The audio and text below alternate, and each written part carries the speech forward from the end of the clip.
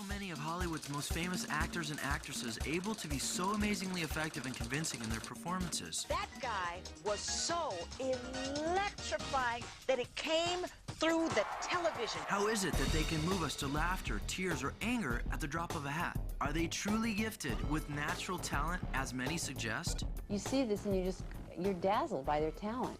Do they possess a creative streak of genius that is unknown to most men? Or unknown to most men, are they in fact possessed?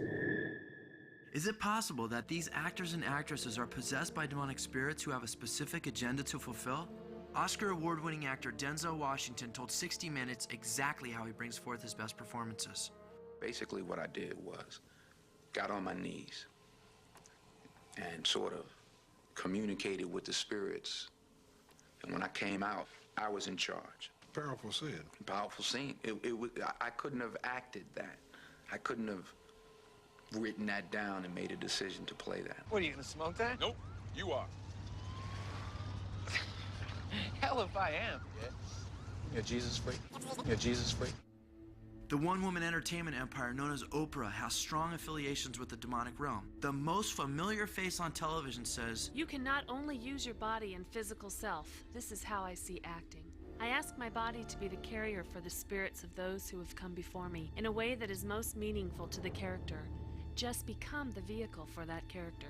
Calling out for these entities to take her over so that she may become a sparkling puppet, Oprah admits of her work before the camera. I tried to empty myself and let the spirit inhabit me. With her global influence, her shows have become a smorgasbord for the New Age agenda. A lot of actors who don't mention their names, of course, are very much into this. Magic only exists if you allow it, if you open yourself up to the possibility. And here, like Denzel Washington says, wow, I got down on my hands and knees and I prayed to the Spirit, and when I got up, I was in charge. I couldn't have written that down. When I took acting classes, they taught me, you need to live, breathe, eat, sleep, acting, and you become that character. You invite that character into you. This is a very, very interesting world that these actors and actresses have involved themselves into. There is a man named Aleister Crowley. He is known as the most evil man of the 20th century.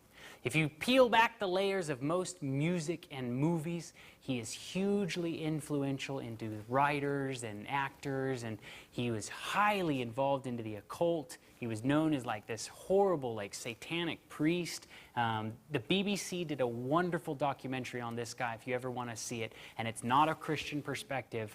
They called it The Most Evil Man, and you can watch it on YouTube. It's absolutely phenomenal what this guy was into. He wrote a book called Magic in Practice and Theory, where he outlined one of the best ways to become possessed by a demonic spirit. There are three main methods for invoking any deity. The third method is the dramatic, perhaps the most attractive of all. Certainly it is to the artist's temperament, for it appeals to his imagination through his aesthetic sense. So he's saying if you want to become possessed, acting is a great way to possess yourself with a different spirit, is what he's saying. Here's what Socrates has to say on acting. In like manner, the muse, first of all, inspires men herself. The muse is the spirit, if you will, that inspires you to be an actor. Because they are inspired and possessed. They are simply inspired to utter that which the muse impels them. For not by art or by knowledge do you say what you say, but by possession.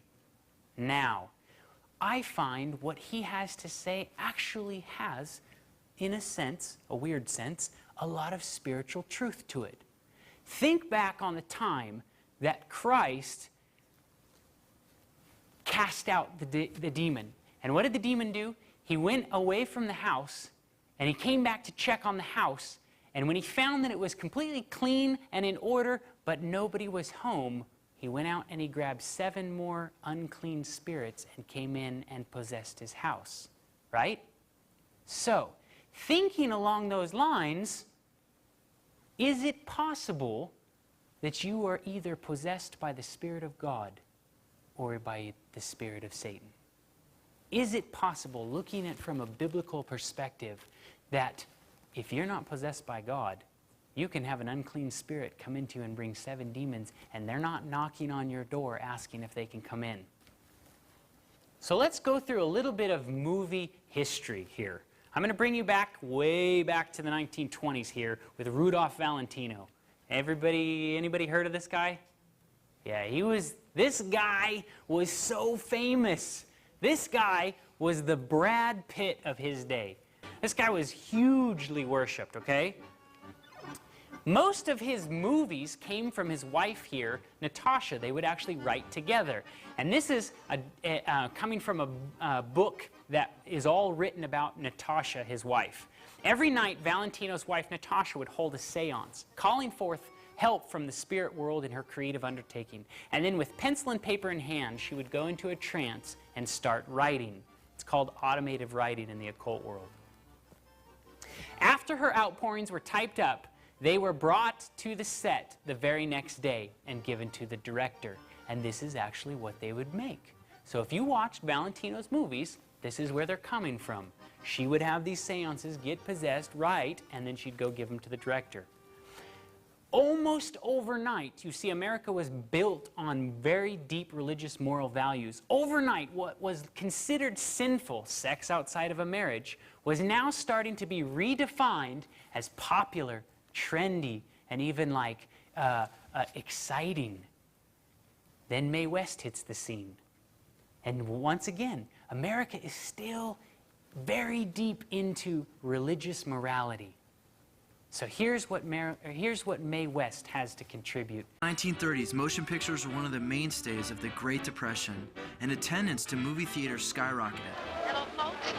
I wish you were up here at Mr. Grauman's Beautiful Theater to see the grand opening of premiere of my new picture, I'm No Angel. Of course, I didn't call it I'm No Angel for nothing. Don't forget, come up and see me sometime. Movie star Mae West was also known as the Queen of Sex and the Statue of Libido. Her work helped to topple the biblical sexual boundaries that were deeply embedded in the people of the early 20th century. She can have a romance with somebody outside of wedlock. I've got another man in my life. It was pretty raw. I don't know how many that makes. It was pretty raunchy for that era. Well, when I'm good, I'm very good. But when I'm bad, I'm better. No star had greater impact in the long run than Mae West. Mae West was a one-woman sexual revolution. A one-woman sexual revolution was what she got stamped with. This one woman started to completely change the way that Americans were starting to view sex and their relationship between a man and a woman. She was hugely involved into the occult world. Her psychic, Kenny Kingston, reflects on her life, and in a documentary that Kenny Kingston openly admits, when she was upset and had no one been able to come up with a script idea, she walked about her room saying, "Forces, forces, please come and help me write a script."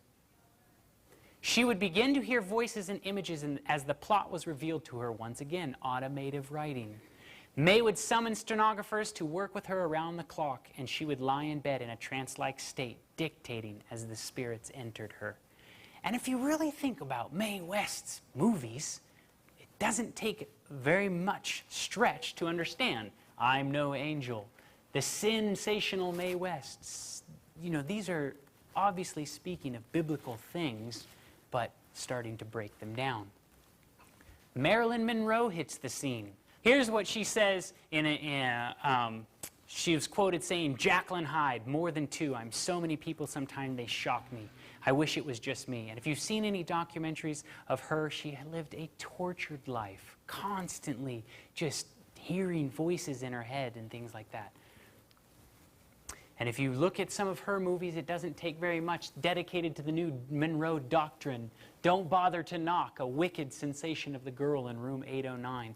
Where are these movie ideas coming from? What are these channels telling these actors and actresses to get involved in? Lucille Ball was a very famous big screen actress. It was known as career suicide to go to the little screen. And Lucille Ball actually chose to go to the little screen because of this actress, Carole Lombard, okay? Carole Lombard, it was the spirit of actress Carole Lombard who guided Lucille Ball into taking a chance on television and accepting the offer to star in I Love Lucy. The glamorous comedian who had died in an airplane crash of 1942 appeared to Lucy in 1951. And what do we know about the state of the dead?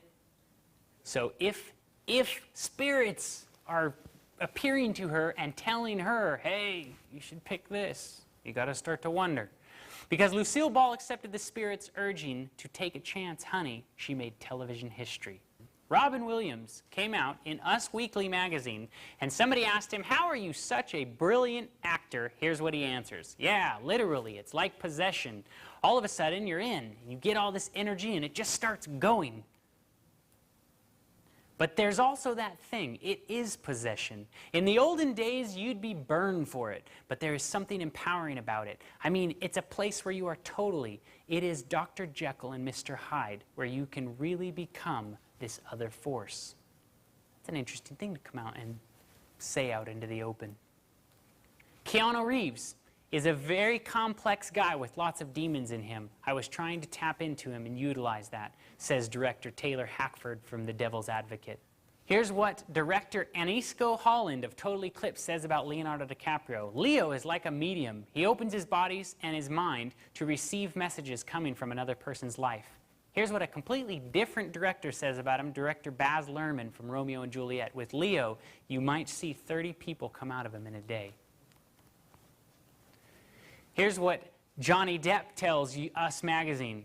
I know I have demons. I'm 30 different people sometimes.